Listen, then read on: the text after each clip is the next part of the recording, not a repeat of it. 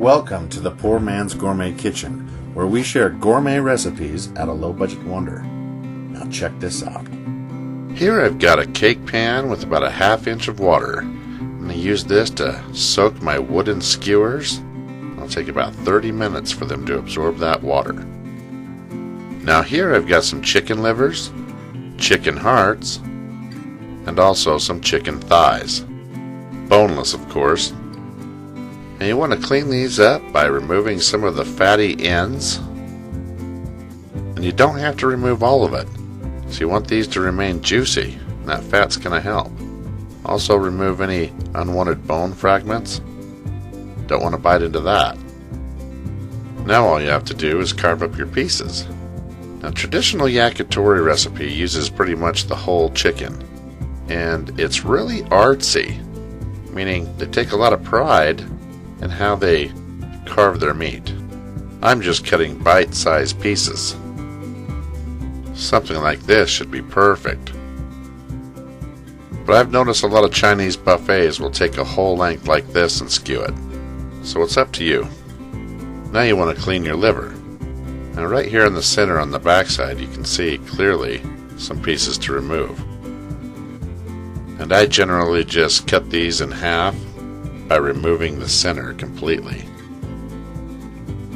And that'll give you one nice clean portion. And when you do the same thing to the other, see, you don't want that. But now you'll have two nice clean liver portions. Luckily when I purchased the hearts they were already pretty cleaned up. You can remove some more of the fat if you'd like, and some of the artery tubes if they're sticking out too long, but you definitely want to get rid of the clotted blood. Now a while back I showed you how to make teriyaki sauce.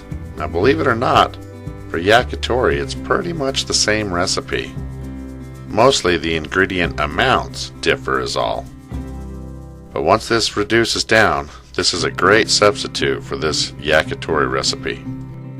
And I just add it to a Ziploc bag full of those chicken thigh portions.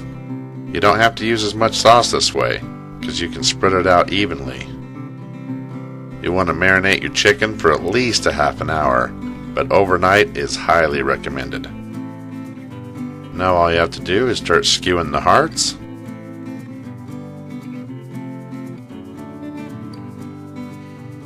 Now skew the liver. And of course the chicken thigh meat. Now you can take all of this straight to your grill. Yakitori is barbecue. But here's a great alternative for your oven. I just line my pan with tin foil and set these in the center.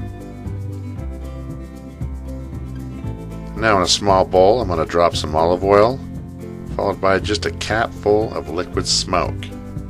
Give that a quick stir. I'm going to go ahead and brush this right over the hearts and the liver.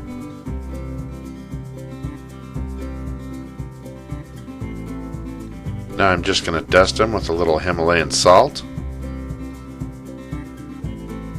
Then turn them over and repeat the process.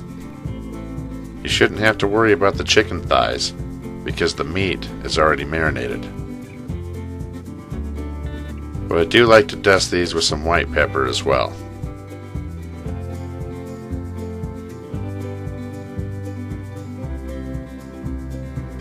Oh, hang on, you're not going anywhere. Just in the oven, or on the grill if you prefer. The important thing here is to hit them at about 375 degrees Fahrenheit for about 30 minutes. And when they're done, they should look something like this.